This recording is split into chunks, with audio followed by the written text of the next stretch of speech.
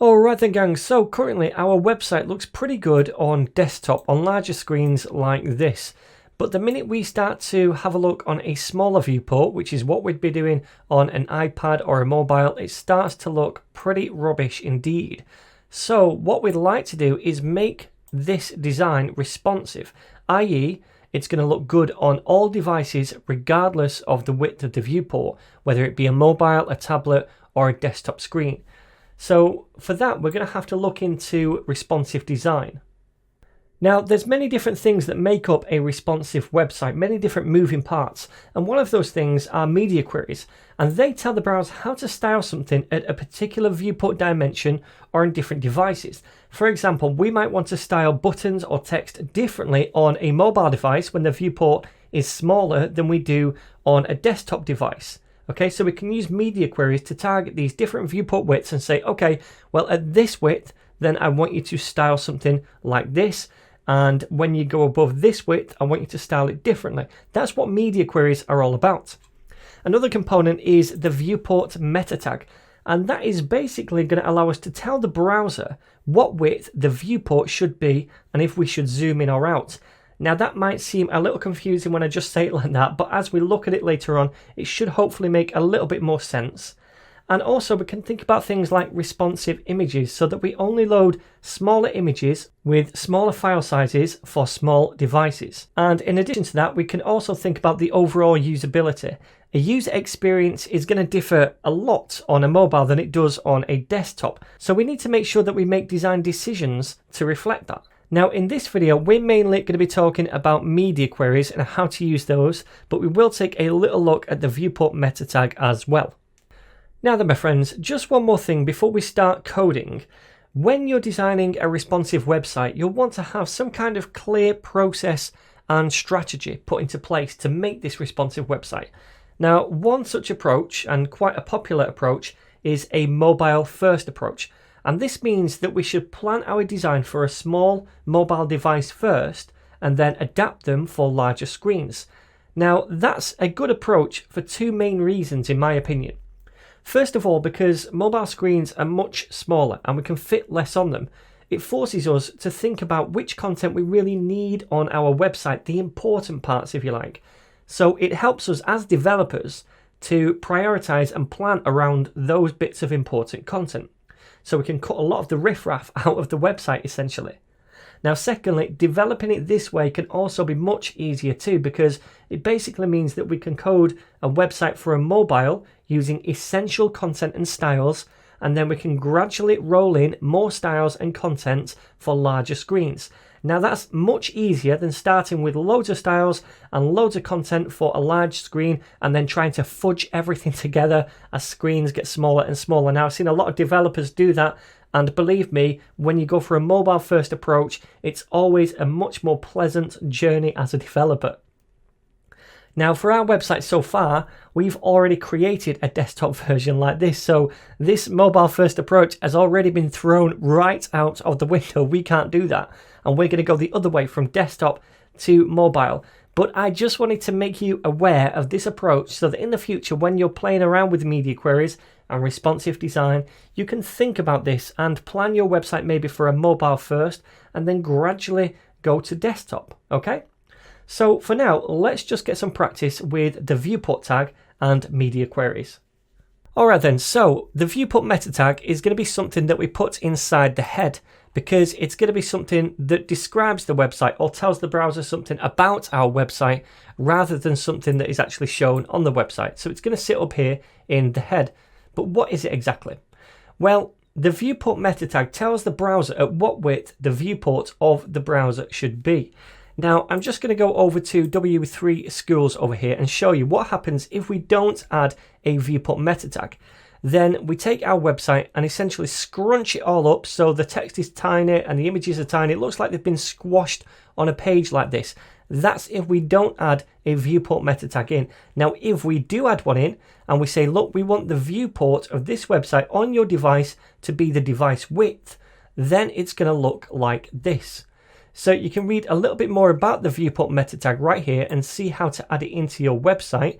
And in fact, what we could do is just copy this and paste it over here. Okay, so what we're saying here is, okay, this is a meta tag, information about the site. Then we have a name attribute, the name of this meta tag, and that is the viewport.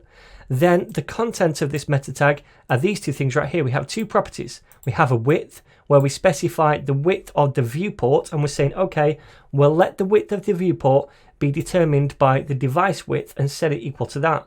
So on a mobile phone, your device width might be something like 500 pixels. So we're going to set the viewport to be 500 pixels rather than something like 2000 pixels that we typically see on a website like this. Because if we didn't have that meta viewport tag, then what would happen is it would take that 2000 pixels and squash it up into the available room inside the mobile. So we're kind of cancelling that right here and saying, well, no, don't have a much larger viewport than the device. Have a viewport which is going to be the same width as the device. I hope that makes sense. We're also saying right here that the initial scale of the website should be 1, in that we don't want to zoom in, we don't want to zoom out. If that was 2 instead, it would be very zoomed. It would be twice as big. So that is basically it. That's all we need to add in. Just remember to do this when you're making a responsive website. Alright then, so the next piece of the puzzle when it comes to responsive design is the star of the show themselves, media queries. So media queries allow us to target elements on a web page and style them differently at different viewport widths. For example, something could be styled differently at 500 pixels in width, maybe on a mobile device, than it would be at 2000 pixels in width on a desktop. For example, this on a desktop looks fine, and at this viewport width, everything is dandy. However, when I start to get smaller, then this over here now starts to look a little bit squashed. So at this point, I might say to myself, well, okay, what I'd like to do at this viewport width, which is, remember, up here, so about 830 pixels, I might want to say, well, okay, then I want to make this text smaller. And also, if we scoot down here, I might want to do something else with these images. Maybe put one on each row instead of next to each other. So I can do that with media queries. So how do we do this exactly? Well, let's quickly go over the syntax of this first of all, the way we construct a media query. And that is by simply saying @, then media. So that is now a media query. Then we say screen to say we're targeting devices that have a screen.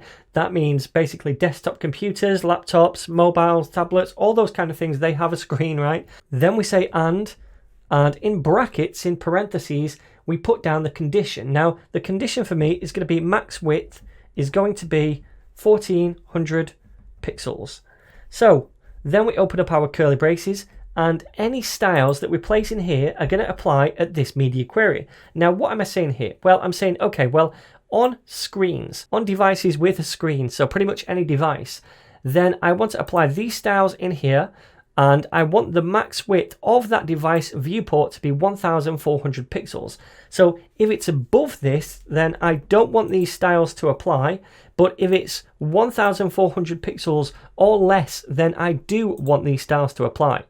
So if I go to the browser and I get this to 1400 pixels, which is about there, I can't get it exactly, but at this width and down, so here, all the way down to here, I want those styles to apply. But as soon as it gets to above 1400 pixels, which is around about here, this width and up, I don't want those styles to apply. Does that make sense? So as well as max width, this could be min width. So I could say, okay, well now the min width is going to be, okay, we'll change this to 800 pixels. So that says I want these styles inside these curly braces right here, when we add them anyway, I want those to apply to devices where the minimum width of the viewport is 800 pixels. So if I scroll to 800 pixels or thereabouts around here, we're saying we want the styles to apply to this width and up. Okay, so the styles would apply to elements on the page at that width and up, but not below that width, not down here, because we say the minimum width has to be 800 pixels of the device, basically, of the viewport. Does that make sense? Okay, cool. So I'm going to change this back to max width, and I'm going to put this at 1400 pixels. So now I'm saying I want to start to target elements and style those elements at 1400 pixels and less. So as soon as we get to this device width or less, then those styles are going to apply. So what do I want to do at this width? Well, all I really want to do for now is make this font size a little smaller and maybe even change this font size, because at the minute that is, if we have a look at the LI, that is 24 pixels, and maybe want to start to make this a little smaller as well. So let's do this. First of all, I'm going to grab the welcome text and I'll look for that rule up here that we've already created. It should be welcome, and we see that somewhere, I'm sure, there, banner welcome. So I'm going to grab this rule and I'm going to paste it down here inside this media query. So basically what I'm saying now is, okay, when it reaches this width or below, then apply these styles to that element. Okay, now we don't have to reapply the color because it already applies. We don't have to say that we want it to be an orange color, because regardless, these styles, unless we override them down here, are going to apply on all widths. We only add extra styles or override the current ones if we want to change them down here. So I don't want to change the top attribute or the left, and I don't want to change position or the padding or the color. What I want to do is set the font size in here to be 20 pixels. So let me save that and come over here and see if this looks any better. Does it change? And it doesn't change, and I think that's because we actually styled the H2 and not the welcome banner itself. So let's change that to H2 and save it. And now if we go less than 1400 pixels, okay, now it gets much smaller, too small in fact. So let's change this to 40 pixels and see if that looks any better. Still a bit small. I'm going to go all the way up to 60 and see if that looks better. Okay, that's starting to look better. So on larger screens, larger than 1400 pixels, it's this size, but the minute we cross the threshold at 1400 pixels, watch this bit over here get smaller. Okay, so that's what we're doing. We're kind of adapting to the viewport size and shrinking our content a little bit. Okay, so the next thing I'd like to do then is get these, and they are the LI tags inside the nav, and I'm going to change the font size of those as well. So let me now say nav LI and say font size is going to be 18 pixels. It was 24 pixels, now 18. So if I save, let me preview this, we can see the font already is a bit smaller, okay? Because the screen's a bit smaller, so we're just kind of adapting again to that smaller size. Okay, so that will do for this width, I think. Everything still looks fine on the page at the minute. Now, what I tend to do is just slowly get smaller until something starts to look a bit off or a bit too big. I'm going to go all the way down to roughly, I think, about 700 pixels, where this starts to look a bit too big. So we'll say, in fact, probably before 700 pixels, I think maybe even about 900, maybe about 960, something like that. Okay, so at this point here, I want to start to make this look a bit smaller, I think, again. And let me see down here. Okay, no, everything else is fine. I think just this right here, they're still fine. So we'll make this smaller. So what I'm going to do is just copy this and paste it down here. Another media query after the closing brace of this media query. This time I'm going to change this to be 960 pixels. Then we don't need this. We're not changing the LI tags anymore. But this one now, we're going to make the font size of this now a little smaller again. So this time I'm going to change this to be, I don't know, about 40 pixels. Let's see what that looks like. Okay. So yeah, maybe that's a little too small, but to be honest, it will do. So I think for now, that's okay. Then when we get to about 700 pixels, I'm going to change this again. So round about there. And at this point, I think I want to do quite a lot. First of all, I want to put this all on one line, and I want to make the font size even smaller. And I also want to make all of the font the same size as well. So this no longer needs to be bigger. And I think, in fact, it shouldn't be over the banner anymore. It should maybe sit underneath the banner going across. So it was position absolute before, but we can remove that and put it to position relative, which will put it back in its initial place. So we could do that as well, and maybe align the text to the center. So let's do a bit of this. Let me now copy this and paste it down here. Another media query, this time 700 pixels. So these stars will apply at 700 pixels and less. Then we're just going to target the welcome banner itself, first of all. And what I'm going to do is say, this time I want the position of this to be relative. Now remember, if I go up to the top over here and look for the welcome banner, initially we said the position was absolute, and that's why it was positioned absolutely on the banner up here. If we position it relatively, it's going to go back to its original position. We could position it using static as well, I guess. It's entirely up to you. But you can see the original position should be, if we have a look at this, under the image. The image is here, so it should sit under the image. So let me now come over here and save this and preview. And now we can see if we go below 700 pixels, it goes down here. That looks better. But we need to make this all on one line, first of all. So the reason it's not all on one line is because we have this BR tag. Now we can set this to display as none. If we don't want something to show, we say display none. So I can take that out by doing that. So what I'm going to do is come back down here, and inside this media query, I'm going to grab the BR tag inside the welcome. So BR, and then inside that we'll just say display none. That's going to remove it from the document essentially. So if I look now it's all on one line. Okay, so I'm going to align the text to the center inside this one over here. So text hyphen align is going to be center, like so. And let me move this up one. Okay, starting to look a bit better. Now I'm going to target the H2 just to reduce the font size a little bit. So let me do that. Font size, and I'll set this to about 25 pixels. Save that and see what that looks like. Okay, looking all right. Mario Club needs to be the same size as this now. So we need to get the span tag that is in. Remember, if we look in here, this is inside the span tag.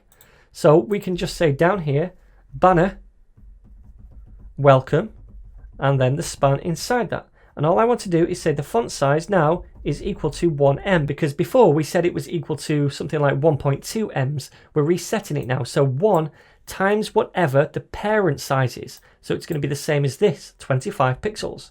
Save it and come over here, and that is looking a bit better as well. I think I'm also going to reduce the padding inside this welcome banner. So let me say padding is now just 2 pixels, like so. Refresh. Nope, that's a bit too small. Let's change it to about 10 and come over here. Okay, that looks a bit better. So now then, I'd like to carry on and this time style these things, because I think at this point they should be on top of each other instead of next to each other. So remember, they're in a class called images. We can see that down here. If we go down to where the images are, the UL has a class of images, and then it's the li tag over here that we want to sort out. So if we go and target those, first of all, we'll say images, and then we want the li tag. Now at the minute, the width of those, let me just inspect these. The max width of this is 100%, but the width of the li tag is 40%. Then we have a margin of 5% left and right. So what we could do is make the width of these 100%, so we only have one per row and they sit on top of each other. So let's do that. I'm going to say width is now 100%. We need to take off that left and right margin as well. So I'm going to say margin is going to be 20 pixels top and bottom, auto left and right in case there's any left over. I'm also going to display this as block. It was inline block before, and that means they sit next to each other. Now I don't want them to sit next to each other, so I'm displaying them as block again. So let me save this and preview, and now they should sit on top of each other, which they do.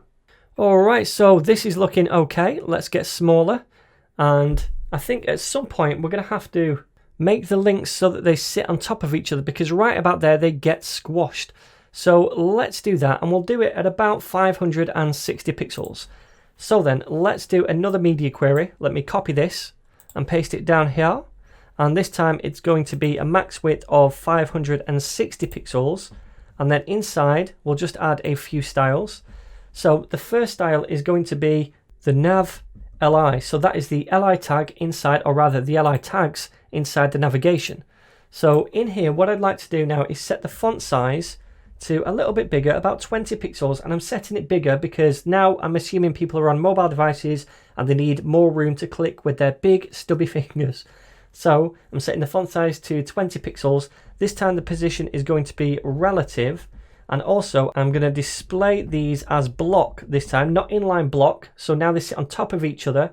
The width of each one was before 25%. Now it's going to be 100% width, and also a margin of 12 pixels top and bottom to separate them a little bit, and also 0 left and right. So if I save this now, it's going to look a little better. Okay, so now we can see them right here. And finally, going to take this at the top and remove it from a fixed position and just set it to relative so that it doesn't hide the rest of this banner. And as we scroll down here, it doesn't just stay at the top. So let me do that as well. I'm going to grab the header, that's what it is, and I'm just going to set this to be position relative, like so. So if I save this now and preview, then now we see more of the banner and it doesn't stay at the top. The only problem is we now have this room over here for the nav, but in fact it should be right at the top. So let's change the top property of the nav from 106, I think it was, to 0, so it stays sticky at the very top.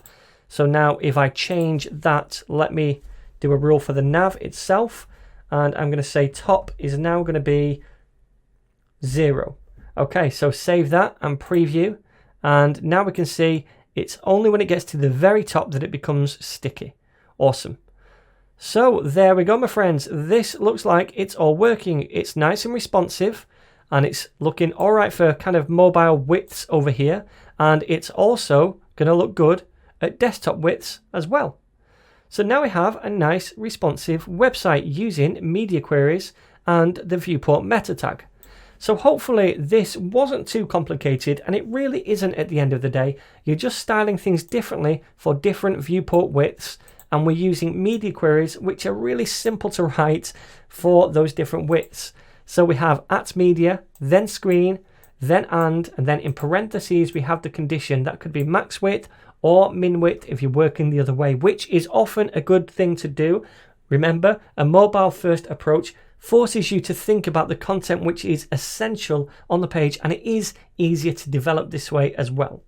So there we go, my friends. That is this video pretty much complete, and to be honest, that is the website complete as well. So now hopefully you feel confident enough to go on and start making some websites yourself with HTML and CSS.